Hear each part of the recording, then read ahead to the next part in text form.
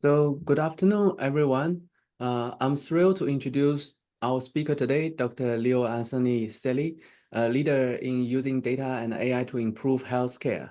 Dr. Celi is the principal investigator behind the MIMIC project, a widely used collection of open source healthcare dataset. The dataset has been relied on over 100,000 people worldwide and contribute nearly 10,000 research papers, helping to shape the future of healthcare technology. So today, Dr. Celi will be giving a very interesting talk titled The ROI of Health AI.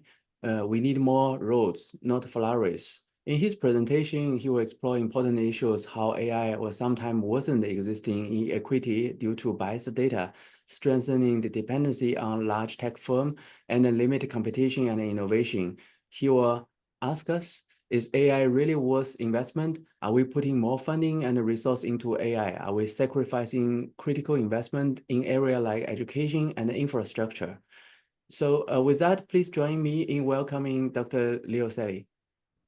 Thanks for the introduction. I'm going to try to finish early because I would love to hear people's thoughts. I think that we are truly at the cusp of something very big, and that something very big could be good, but it could also be very bad. So starting off with the question, why are we here today talking about AI? Compared to other technologies, AI is unique for several reasons. First, it is boundless when it comes to applications. It is poised to upend every aspect of our lives, from healthcare to education to law enforcement. AI can theoretically augment every human task that involves thinking. We will see every decision-making infiltrated by AI. What this means is that this technology will be very challenging to regulate. As clinicians, we don't understand MRI technology. I don't, and yet I don't have any problems obtaining one for my patient in the ICU. More than half the drugs that we prescribe, we actually have no clue how they work. We don't understand how GPS works, but it has become part of our day-to-day lives. The difference is that these technologies are much narrower in scope when it comes to applications.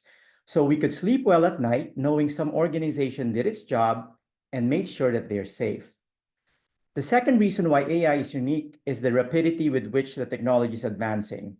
For this reason, there will be no individual AI experts. I'm going to say that one more time. There is no such thing as an AI expert. For AI to deliver its promise, we have to build collective wisdom. The third reason why AI is different from any health innovation is this: AI is inequitable by design.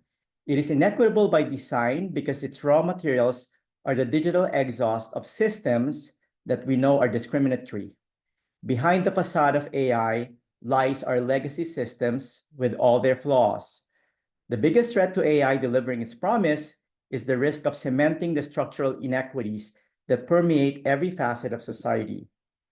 There's another elephant in the room: the effect of AI on global warming. Despite the fact that AI is one of the world's most resource-intensive digital technologies, the environmental impact of AI on health is a major concern that has not been sufficiently addressed in the fields of global health and bioethics. In 2022, Microsoft reported consuming 6.4 million cubic meters of water, a 34% increase over the prior year. Most of this was used presumably for its cloud data centers. Researchers estimate that globally, the demand for AI could result in between 4.2 to 6.6 billion cubic meters of water being withdrawn or consumed in 2027. When we put this in a global perspective, the disparities in terms of resource use are ever more striking. The average annual cooling system of a small data center located in the United States is 2,000 times more than the water usage of an individual living in Nigeria. The same is true for energy. In one study, the training of a single big language model was found to generate emissions approximately equivalent to 300,000 kilos of carbon dioxide, the equivalent to taking 125 round-trip flights between New York City and Beijing. In a study assessing the growing energy footprint of AI, the middle range approximation suggests that the electricity demand of new AI servers sold in the year 2027 alone could be as much as the entire annual consumption of countries like Argentina, the Netherlands, or Sweden. The growing resource demand for training and deploying AI systems is also contributing to socio-political instability. The environmental health impacts of the AI supply chain are borne almost exclusively by communities in what we refer to as the true global majority, and echoes long-standing histories of colonial extractivism. For example, the increasing demand for metals and other materials needed to build AI systems has devastating social and environmental consequences for local communities, such as in places like the Democratic Republic of Congo. So now we are entrusted in this project that is sponsored by the National Institute of Health. This is part of the Bridge to AI program, and I'm part of the Chorus project. And this is part of the flagship data sets and best practices for machine learning analysis that we would like to identify as part of the project. But in complex and dynamic environments like healthcare, the design of AI clinician systems should allow staff to clearly grasp information, reduce their workload, and strengthen their confidence in the diagnosis. But currently, there is very little human factors research performed to understand how information might change the behavior of not just the clinicians, but also the patients. Developing AI rather than designing human AI systems will lead to harm. In this large multi-center randomized controlled trial, the impact of electronic health record alerts for acute kidney injury and patient outcomes was prospectively evaluated. The algorithm is not machine learning based, but the objective is similar for most of our algorithms. They deployed the algorithm in 6 hospitals, 2 of which are large academic centers, and 2 of them small community hospitals. What they wanted to investigate is whether the provision of this information of which patient on the floor is going to develop acute kidney injury will lead to a reduction in a composite outcome of death, admission to the ICU, or initiation of hemodialysis. Across the board, they did not find any improvement in this composite outcome. But what was alarming is the observation that the mortality rate in the 2 small hospitals doubled as a result of the deployment of this algorithm. Human factor or ergonomics evaluations are commonly conducted in safety-critical fields such as aviation, military, and energy sectors. However, there are hardly any clinical AI studies that evaluate human factors. The FDA recently released artificial intelligence and machine learning software as a medical device action plan, but most of the AI being implemented in health systems are disguised as product enhancements or veiled as non-device clinical decision support, thus escaping the oversight of the FDA and the IRBs. At present, we could count with one hand the number of papers that have shown evidence for improved clinician performance or patient outcomes in clinical studies that have implications in medical care. More alarmingly, there seems to be more negative studies when AI is prospectively validated, as shown by the next 2 very recent papers. In this paper coming from investigators at Harvard Medical School, they showed that the performance of radiologists once given an AI that would help them read X-rays did not improve across the board.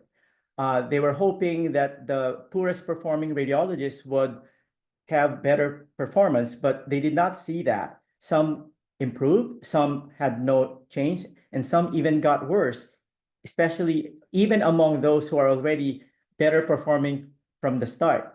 And the way they had explained this is every time AI suggests a different interpretation of the X-ray, which turned out to be correct, the clinicians start losing confidence. They start making more mistakes. And this is what we say when we truly advance the need that we have to be studying the effect on human behavior by putting AI as a co-pilot.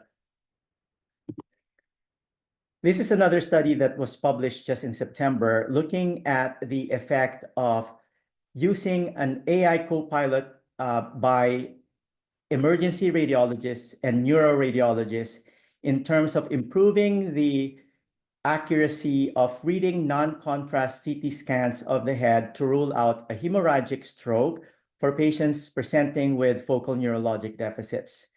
And once again, radiologists without versus those with AI showed no significant difference in accuracy. And the mean report turnaround time for intracranial hemorrhage positive examinations was also similar with and without AI. Reasons proposed for this so-called AI chasm in healthcare are rooted in the legacy systems behind how we innovate, how we learn, how we teach, how we regulate, how we work together. In other words, the very systems we would like to disrupt with AI are the biggest obstacles to delivering its promises. AI starts with the data. The data as it exists now in electronic health records cannot be used as it is to develop algorithms. Data systems are not designed to capture data that can be used for clinical research or to build artificial intelligence. They are optimized for administrative tasks first and clinical care second, but not for learning health systems. We will need to capture a lot more data to truly advance precision medicine. The data we use to train algorithms, the data from electronic health records, is subpar because the different actors who pass the data from the point of capture to aggregation to harmonization to curation and to model development are all incidental to the life cycle of AI. Their roles were not designed to build AI. These actors are oblivious to the social patterning of the data generation process, including the bias of medical devices that we use to capture the data, the data collectors, the EHR vendors, the data processors, the common data model and the interoperability communities, the data curators and the model developers, including clinicians and the ML community, are mostly oblivious to data issues discussed that have profound effect on prediction, classification, and optimization. Health records as a source of data to train AI assumes that they are accurate representation of health and disease in the real world. This assumption is flawed on several counts. First, there are 4.5 billion patients or individuals who don't have access to health care and whose diseases are not captured in the data, leading to an incomplete capture of ground truths. There is a circular fallacy logic to think that the data that we have now from people who interface with the health system are going to be good enough to represent health and disease among those who do not have any access to healthcare now. Data is not an objective representation of the world. It is a representation of the world as seen through the lens of the observers. Science is what we find under the lamppost. It does not explain the world that's in the dark. At present, we train AI on the world represented by data collected in a non-neutral space. A non-neutral space means systems of power structures drive the impact of care on patient outcomes. The power structures represent missing confounders when we model the effect of tests and treatments. Here are two papers that argue against health records being accurate representation of health and disease in the real world. The paper to the left lists medical devices that are commonly used in hospitals and clinics that perform differently across patients with different skin color, different body habitus, different types of hair. Remember that medical devices and equipment are typically optimized on healthy subjects in high-income countries. When medical devices and equipment perform differently across patients, it means that numbers in the dataset have different meanings depending on the color of the skin, the body habitus, the type of hair. In the paper to the right, we demonstrate the degree of testing and monitoring differs across patients and is influenced by what we refer to as the social determinants of care. We discovered that we perform blood tests less frequently on patients with limited English proficiency. It makes sense, especially in the middle of the night, given that we have to find an interpreter to explain why we are poking them. From a clinical care standpoint, we could miss a complication or a deterioration. From a machine learning standpoint, this represents missing information that may explain the outcome of the patient. This is recipe for a learned spurious association. And to just illustrate further what I mean by these spurious associations, this is a direct acyclic graph that shows you the different predictors of outcome if a patient develops a COVID infection. The biggest determinant is actually lung injury, but we cannot measure lung injury directly. One way of measuring this is by estimating the amount of oxygen in the bloodstream. And we do this using the pulse oximeter, which we know does not perform well, especially among individuals of color. So what happens is if an oxygen saturation of 90%, which in the ICU is acceptable, we don't give them oxygen as the proper response to this number. If you are white-skinned, that's fine because you probably don't need oxygen. But if you have a darker skin, this could mean an oxygen saturation of as low as 85%, in which case you should have been given oxygen. But since the clinicians are not aware of the problems of the medical device, these patients were not given oxygen. And we show this nicely in our MIMIC data set. So now the computers learn that being Black is a risk factor for poor COVID outcome, but not because they were undertreated. They were not given oxygen when in fact they should have been given oxygen based on a faulty reading of a pulse oximeter. This is what I mean about learning the wrong things if you do not give context to the data that you upload into your transformer or your encoder. The first task that we require our health data science students is to find out how patients ended up in the database. The sampling selection or the left censoring of patients are the bane of machine learning and clinical research. We wanted the machine learning students to ask who were included in the database and who were excluded. This is the root of spurious associations, and I will show you a very good example to illustrate this point. This paper was published in the midst of the pandemic. It was trying to determine what are the predictors of poor outcome if a patient gets hospitalized with COVID. And from the title, you can tell right away that the data comes from VA hospitals. So there is already a clue that the patient cohort may not be representative of the US population. And even more so, they are not representative of the global population.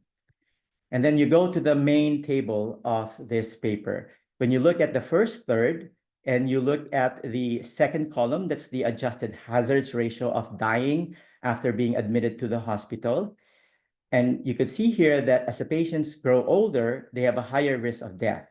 So patients who are older than 85 are 6.85 times more likely to die than those who are younger than 65. That is no surprise. And then you look at the middle third. And here, the table is telling you that patients who never smoked are more likely to die from COVID in the hospital compared to those who are current smokers by a lot, and those who are former smokers. And that doesn't make sense because we know that patients who already have long-standing lung injury are more likely to develop complications or a severe illness if they get infected with COVID. And then you look at the last third of this table. And once again, there is some fishy results. It's telling us that patients who are not obese, BMI less than 25, are again more likely to die from COVID compared to those who are overweight, those with BMI of 30 to 34, and those who are obese. For those of us who were at the front lines of care during the pandemic, this data does not make sense because I remember the overweight patients more likely to end up in the intensive care unit, more likely to die as a result of hospitalization. So what happened here is this sloppiness in data collection, sloppiness in the methodology. Of course, that's not the case because this is a JAMA paper. The reason here is sampling selection bias. If you are a VA patient and you develop COVID and you never smoked or you are not overweight, chances are you won't get admitted to the hospital. You are excluded. You are left censored from the database. And this is recipe for spurious associations like this to be learned by agents and to be encrypted in the algorithms. This paper shown here demonstrate how gender and race concordance between the provider and the patient affects outcomes.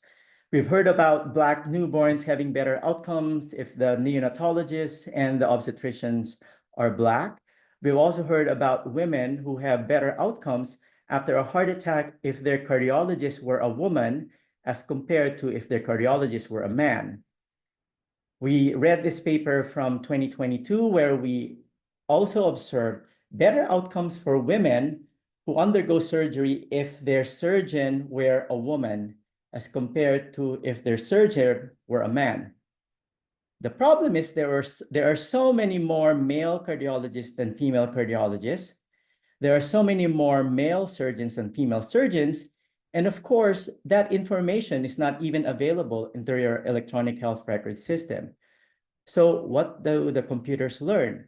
The computers learn that being a woman is a poor prognostic factor for outcomes from surgery or outcomes after a heart attack. What they should have learned is being a woman cared for by a male cardiologist or cared for a male surgeon is actually the risk factor for having a poor clinical outcome. And there's more to be concerned about. And these are what we refer to as shortcut features. These are learned demographics from invisible features found especially in multimodal models now. The paper to the left comes from our group. We published this 2 years ago, and we chanced upon the discovery that computers can infer the race ethnicity of a patient based on the medical imaging alone without any clinical data. And of course, we made sure that there was no embedded clinical information. We made sure that it wasn't the disease distribution or the age distribution. In the end, we were so perplexed that we couldn't figure out what the computers are actually learning to be able to tell based on an X-ray, an ultrasound, an MRI, a CT scan, if the image belongs to a Black person or a white person. And then the figures to the lower right hand come from a paper from our colleague here at MIT, Marzi Gazimi, and her team. And they were able to demonstrate that even the way we write notes, we give away the race ethnicity of the patient, even when we block any word pertaining to race ethnicity. And from our friends in ophthalmology, we learned that computers can even tell you what is the sex of a person based on the picture of the back of the eye. And our ophthalmology friends are astounded because they themselves couldn't tell what is a female fundus photo versus a male fundus photo. This paper was published a couple of years ago. We actually repeated this because we thought that there were some problems with the study design. But what they did here is to train an algorithm to infer the insurance type of the patient based on the X-ray. But they trained it on all chest X-rays, and I think it was learning it from the radiologic abnormalities. So we repeated this experiment. We trained the algorithm only on normal chest X-ray, no radiologic abnormality. And with 70% accuracy, it could tell you if the insurance type is private versus Medicare, Medicaid. And it wasn't the bones as well, because we trained it only on patients who are less than 65 years old. Why do we care that computers can identify race, ethnicity, sex, or socioeconomic status from data sets? Well, we care because we've heard of the clever hands phenomenon, where we thought that this horse was performing simple arithmetic calculations such as addition, subtraction, but it turned out that it wasn't doing that. It was sensing the heartbeat of the people around him or her. And this is now what is referred to as clever hands features. These are shortcut features. We think that they are truly learning something, but they are hedging the inference on something that is not related at all to the disease. And this is one of the first examples of the clever hands phenomenon in machine learning. These two investigators trained an algorithm to differentiate wolves from huskies from pictures. But it turned out that all the wolves were photographed with snow in the background and none of the huskies were. So not surprisingly, the computer started basing its classification on the background and not on the animal features.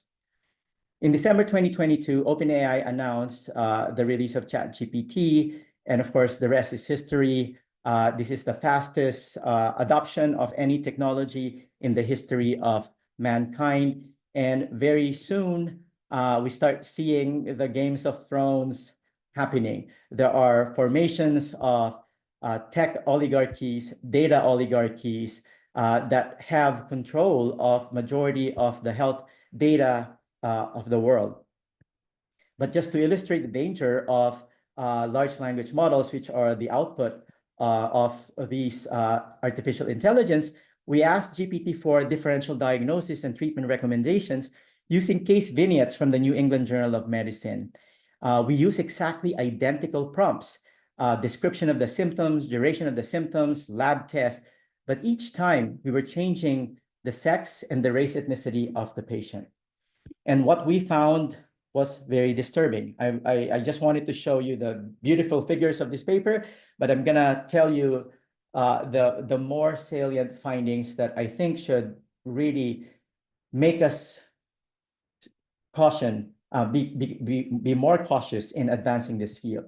When we gave GPT-4 the case of someone with a pulmonary embolus, a blood clot in the lung, where the problem is that there is no exchange of gases in the lungs and the patient appears short of breath with low oxygen saturation, and we asked GPT-4, what could this be? Every time the patient were a woman, the diagnosis of anxiety, attack, or panic disorder would bubble up. We don't see this as often if the patient were a man. When we gave GPT-4 the case of a college student with sore throat, everyone gets a diagnosis of strep throat unless you are Black and male. Then suddenly this could be HIV, it could be gonorrhea, it could be chlamydia. And we actually studied whether the prevalence of diseases are the same between what the large language model sees during training. So what is the prevalence or what are the co-associations of sex and different diseases, race, ethnicity, and different diseases in such data sets such as Wikipedia, Reddit, X, PubMed, and we found that they are not similar to the prevalence that we get from the CDC. So here lies the problem, is that large language models do not understand epidemiology.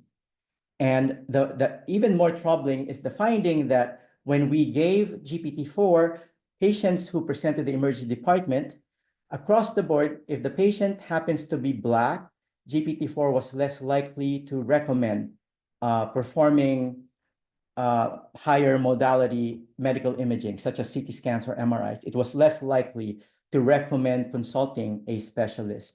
So somehow it has learned that Black people are more likely to be malingering when they come to the emergency department, more likely to be seeking narcotics, and they are not warranted to have further workup when they present with similar symptoms. Again, the text prompts are the same, except that we changed the race ethnicity.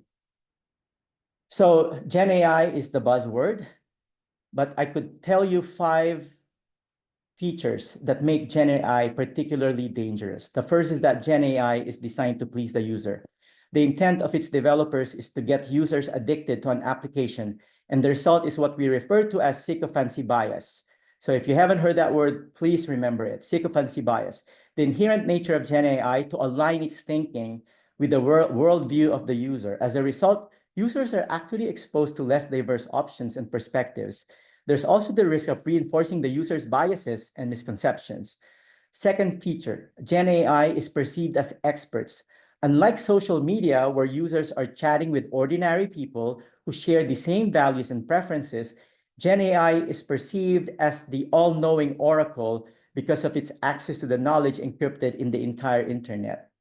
But Gen AI is trained on human data. As such, it is equally vulnerable to the same errors that human commits. This is currently addressed by reinforcement learning from human feedback, aka human in the loop, and red teaming. But again, there is a circular fallacy logic to the wishful thinking that errors made by the AI will be spotted by the same humans that AI learned from. Fourth, Gen AI, as with most deep learning models, is opaque, a black box. We delude ourselves if we think that we could truly understand how AI put together a series of words that make it appear like an oracle. And finally, Gen AI rolls out in the world enthralled by technology. At some level, this is driven by a pious hope that technology will fix societal problems. This technological optimism often impairs our ability to critically evaluate Gen AI or any other technological innovations for that matter. These characteristics of Gen AI should be reason for extreme caution with their adoption, even with menial tasks such as summarizing notes or drafting letters. So how do we move forward? 2 things need to happen. The first is capacity building at scale. All the investments in AI are doomed unless everyone has a basic understanding of how AI is developed, how it works, and most importantly, the risks associated with its use. Why is that? Because policing AI is a monumental task. It requires everyone pitching in. But how can we teach a technology that is advancing so rapidly? Here it is again, there will be no experts in this field. There will only be collective wisdom. We have to learn together. We have to teach each other and learn from each other. This is the ethos of the datathons that we have been organizing around the world for the last 10 years now. In these events, participants with different perspectives, expertise, and lived experiences take turns teaching and learning in the context of a research question using a local health data set. The value lies in the seed of collaboration that is planted and watered with each datathon. These are photos of the datathons we have been organizing with various professional societies around the world. It is essential that the diversity of AI researchers mirrors the diverse populations that they serve. There are significant gaps in gender, race, and ethnicity in the field. Lack of diverse perspectives can negatively impact innovations and knowledge creation. The 2022 Artificial Intelligence Index report states that 80% of new computer science PhDs specializing in AI were male, and 57% were white, which has not changed significantly since 2010. To this end, we have also been organizing what we refer to as Health AI Systems Thinking for Equity workshops, or HACE workshops, which focus on engaging students and citizen scientists in policymaking. We are increasingly convinced that the best way to safeguard patients and communities from harm by AI is to give them a seat at the table and teach them how to develop, deploy, and to continuously evaluate AI themselves. These events target underrepresented communities to attend in the hope of recruiting minority students to the field. And a few more concrete recommendations. Efforts to improve the technical transparency of AI also need to be expanded to include disclosure and accountability for research use and climate burden. This should include the entire spectrum of resource use, from the sourcing of metals for AI infrastructure or devices that employ AI to the increased water and energy use in training, deploying, and monitoring AI technologies. Journals have to play a role. Similar to other sorts of authorship and dataset reporting requirements, journals should require reporting of the carbon footprint of AI.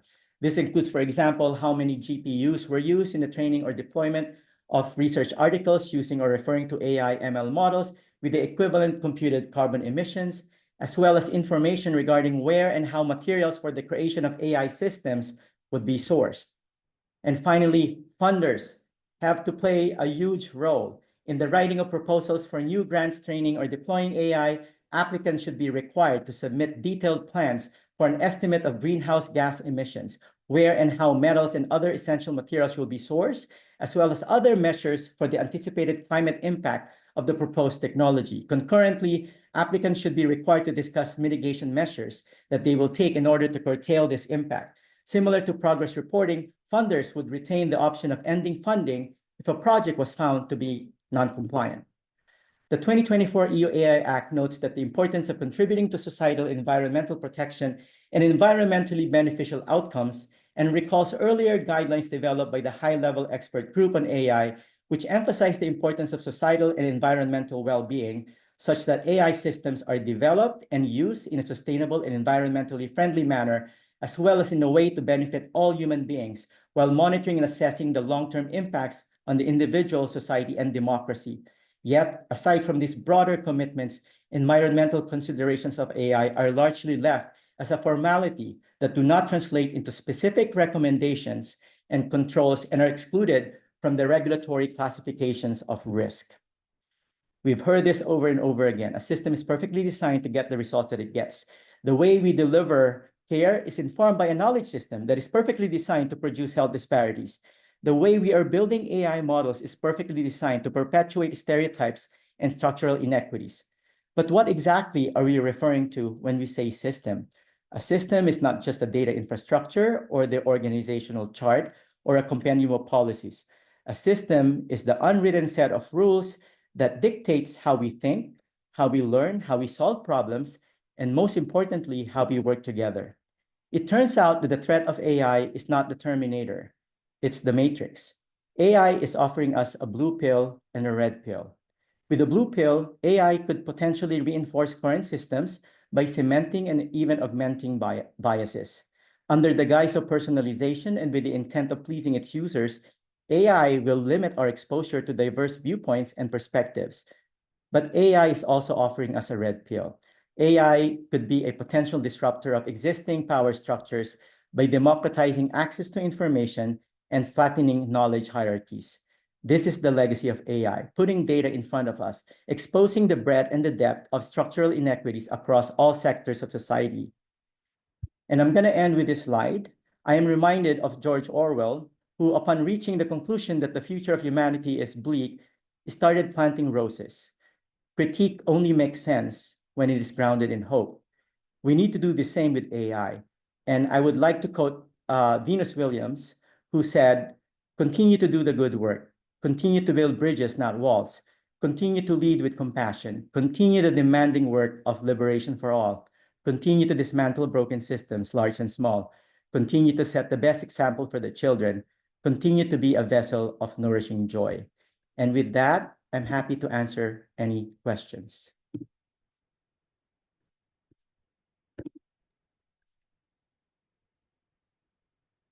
This is a wonderful talk, Leo. Any question from the audience? I would love to hear your thoughts because we are fighting a very, very difficult fight, especially now. And how do we keep our heads up? How do we keep our chins up? How do we survive the next few years or even the next decades? Yeah, I have a question. Thank you so much. This was just a fantastic presentation.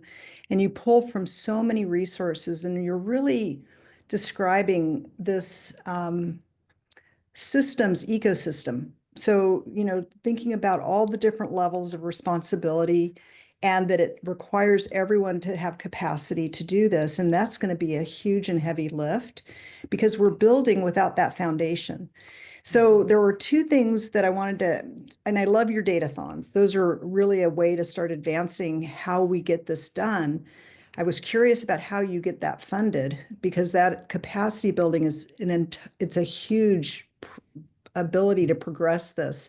How do we reach funders? How do we educate them on what these downstream impacts are when we build this AI too fast? So that was one thing. The other is, should we not be using EHRs as a source of data?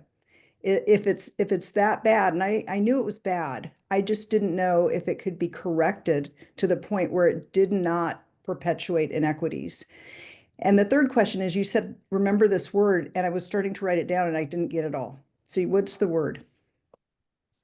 Which word? It was the one where the horse can. Oh, clever hands.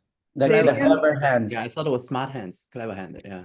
Uh-huh. Yeah. About fancy. Yes, the clever hands. That's the name of the horse who the schoolmaster William von Austin taught to recognize numbers and to do addition, subtraction. And he was so impressed because the horse would give a neigh every time he points to the correct answer. And he really thought the horse was adding, when in fact, every time he points to the correct answer, he gets excited. Everyone around him gets excited. And the horse gives a neigh and it gets its treat. So this could be what's happening with AI. We think that it's truly understanding the world and giving us additional information that we as humans couldn't derive, but it could be learning something completely different. I get reminded of a preprint that got published where it's actually saying that the way it's answering this multiple choice questions is not even based on its memorization of the training cohort. It's learning it from the way we are interrogating it. And that's how it's able to tell us the correct answer. And that's very scary because, again, it's a clever hands phenomenon. We think that it is providing us knowledge when in fact it's not. And we're deluding ourselves that this is going to help us in terms of decision-making that will impact lives. Let's go back to the datathons. How did we get them funded? We sourced the funding everywhere we could because, as you know, the NIH is not going to give you funding for this type of datathons, even especially from 2014. But we knew that there will be groups who will be aligned with the way we think of we need to disrupt education systems. This idea that we have a classroom full of computer scientists, a classroom of nurses, a classroom of pharmacists, we know that that's not going to work. And it's amazing when you come to these datathons, you just observe them teaching each other.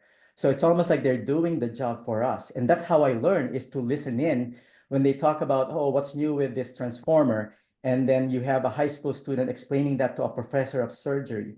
And then the professor of surgery will start growing the bile duct in the liver, and you see the computer scientists nodding their heads. So right now, these innovations are happening at the fringes, at the margins. We need to bring them at the center because this cannot come from the center. This curriculum change, by the time we have a new graduate degree in AI, the ship has sailed. The design of systems had to be very, very iterative. They have to be very agile, reflexive, and reflective. And most importantly, they have to be designed by as large a group as possible. I was having a call with measurement scientists, and I was saying that our preoccupation in measuring everything might be doing us a disservice. And maybe for a moment, let us not try to obsess with how do we evaluate. Maybe knowing that we are increasing the diversity of the researchers might be good enough and may not be easily measurable in some metric or rubric. And of course, there's a pushback. Are you saying that measurement science is wrong? Like, no, I'm not saying that. But maybe rather than focusing on the what of measurement science, we focus on the who and the how. Maybe we need more people who do not have a training in measurement science working with a measurement scientist to give them a complete different view of how to move forward, because evaluation framework is now just not going to work with AI. We don't have any good, robust evaluation framework. All the AUCs and AUPRCs and F1 scores that we're reporting will not translate to better patient outcomes. There's no guarantee. We know that. The only evaluation framework that we need to have would be continuously looking at patient outcomes disaggregated across the groups that are marginalized versus the group that are privileged. The only way to evaluate language model is to put them in the hands of users. And every 2 weeks, they test it on a very specific task, counseling for mental health.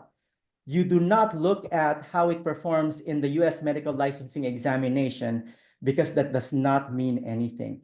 So again, we have to overhaul everything that we're doing now, and we need collective reimagination to be able to design this properly. Happy? Thank you very much. We hear you. Oh, we lost your You lost your sound. We heard you when you said thank you very much, and then Yeah. you got muted or Yeah, canceled. that was me. That was me. Sepid, we can't hear you. Oh, okay. Oh, sorry.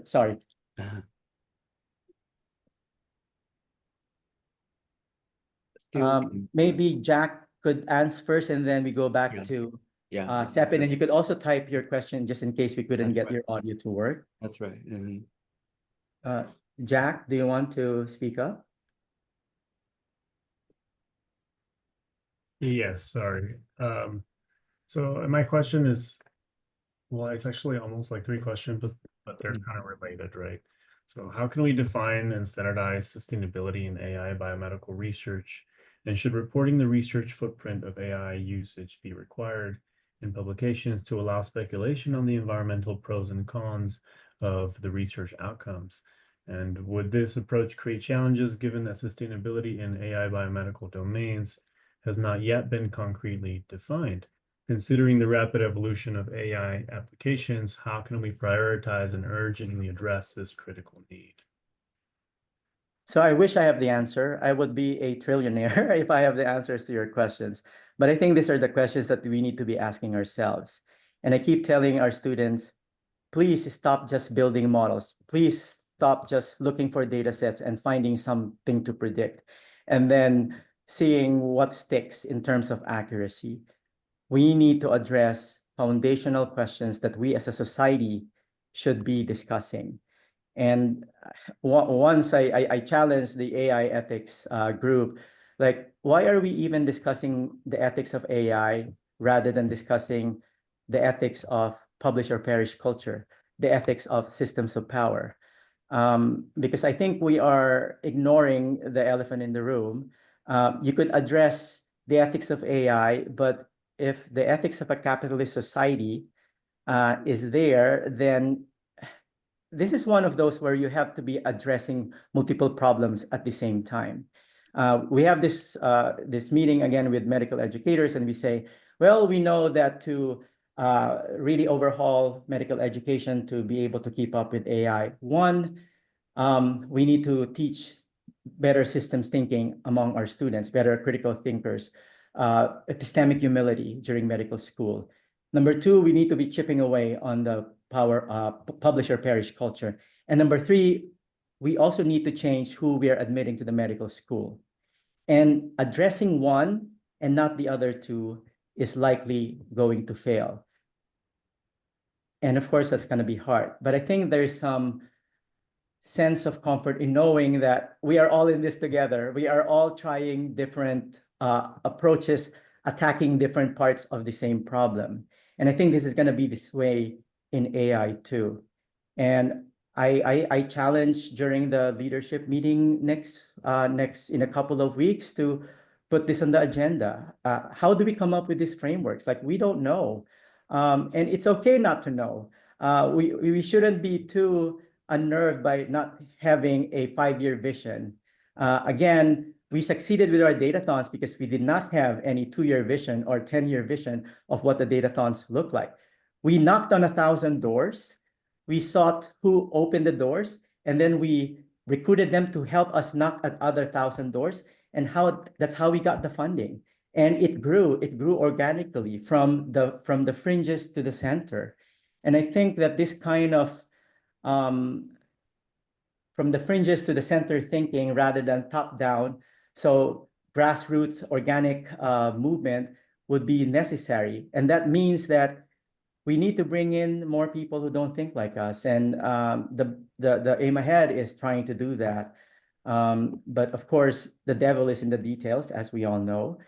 We could be bringing people, giving them a seat at the table, but we still order for them because we think that we are footing the bill and we know what they want, so we're going to order for them. So bringing them a seat at the table and not giving them, training them with the agency to be able to perform what we are doing is another thing. That means that we have to go back 15 years because to be able to bring co-investigators who will have the same epistemic exposures as us, we need to be working on the young students now.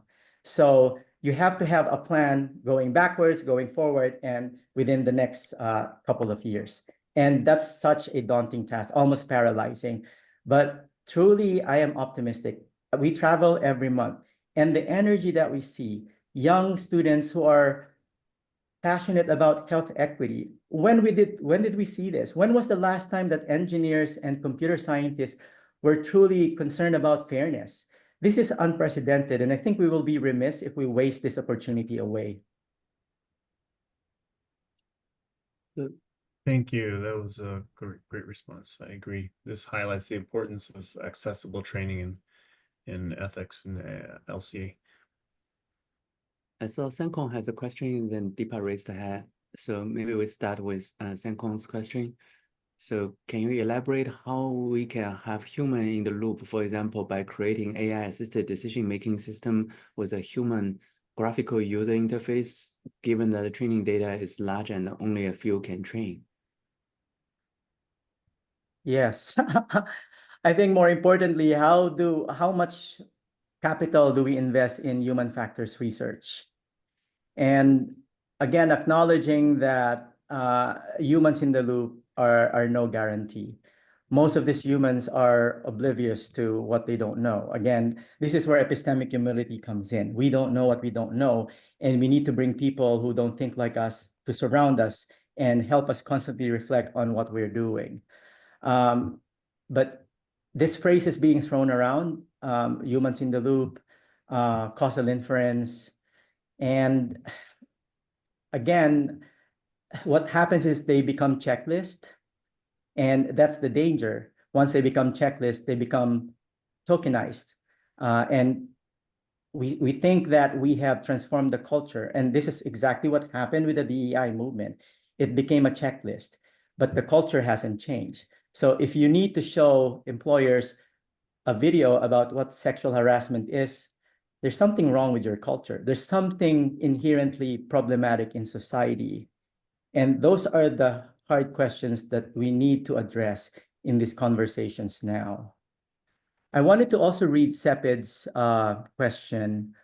Thinking about the causal reasons for the ELSI outcomes, you are facing a multi-tier, multi-layer system compromise of data, AI models, and human experts informing these systems.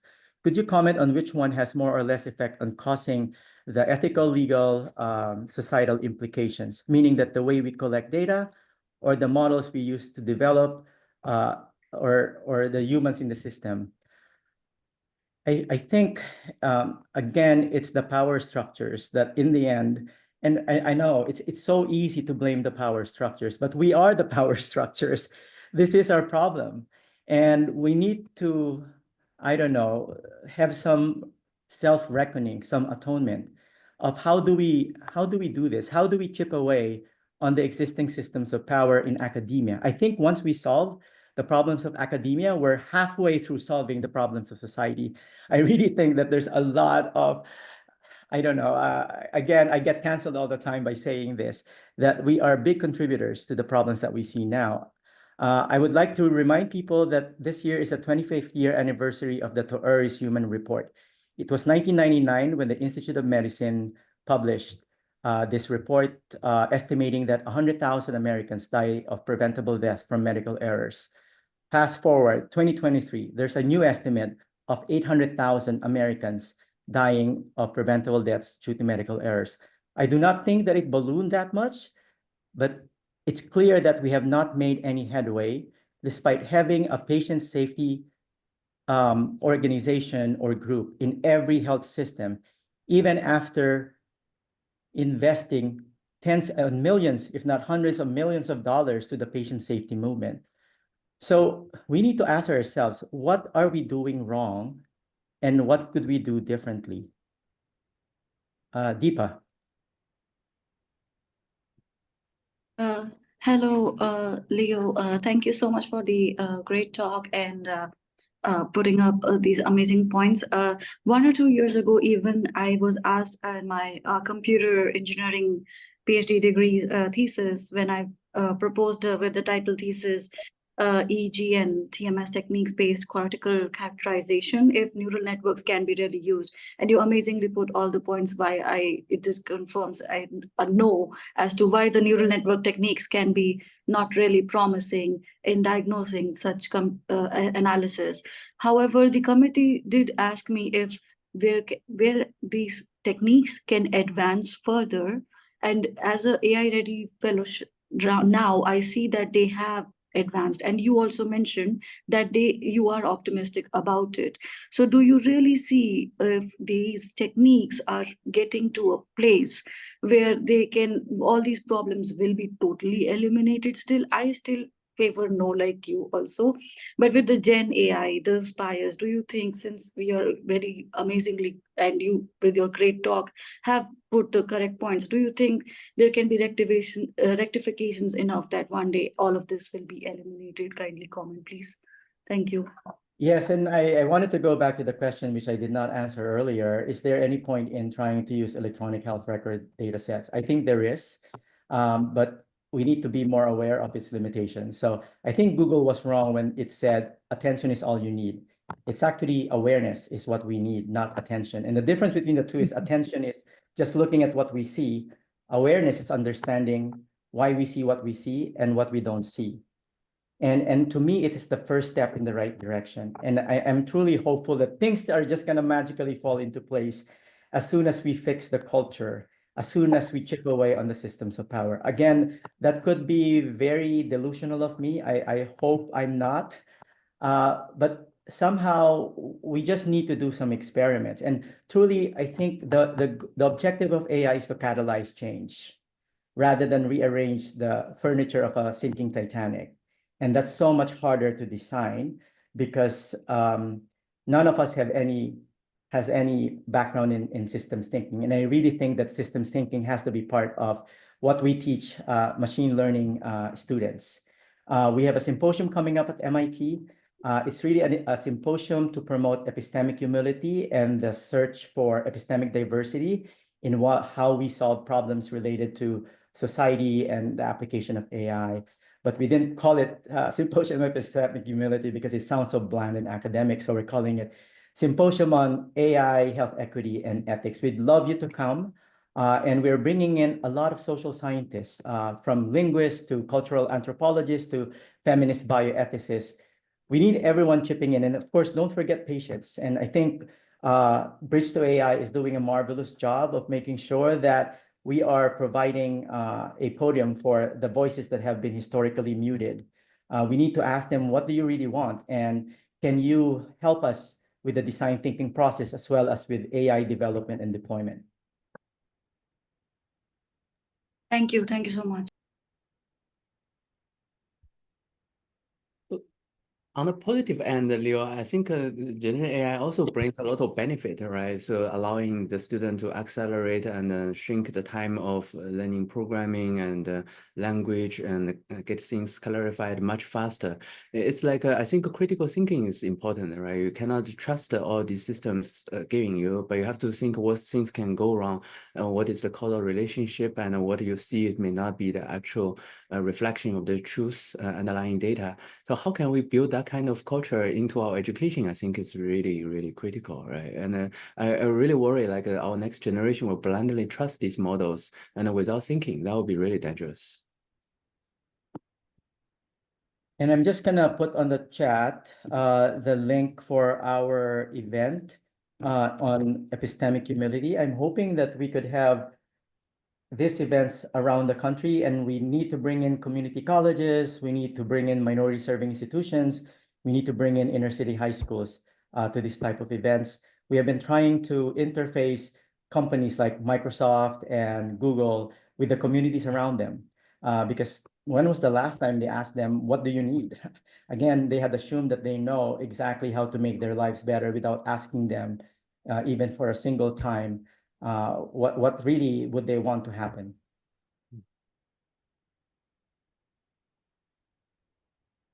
Well, let's thank our, oh, go ahead, Ellen. Quick question.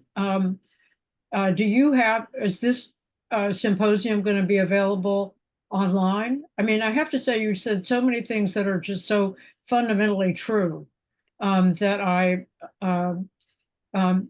and I have to say, I don't need AI to know that they're true. They are true. And so I think that it would be wonderful if there were possibilities of at least listening to this symposium. Yes, no, I'll make sure that it's gonna be a hybrid event. But we'd love to come to your neck of the woods to organize one of these and truly bring in more of the communities surrounding your institutions to participate in these dialogues. Fabulous. Okay, let's thank Leo again. Thanks. Bye. Bye.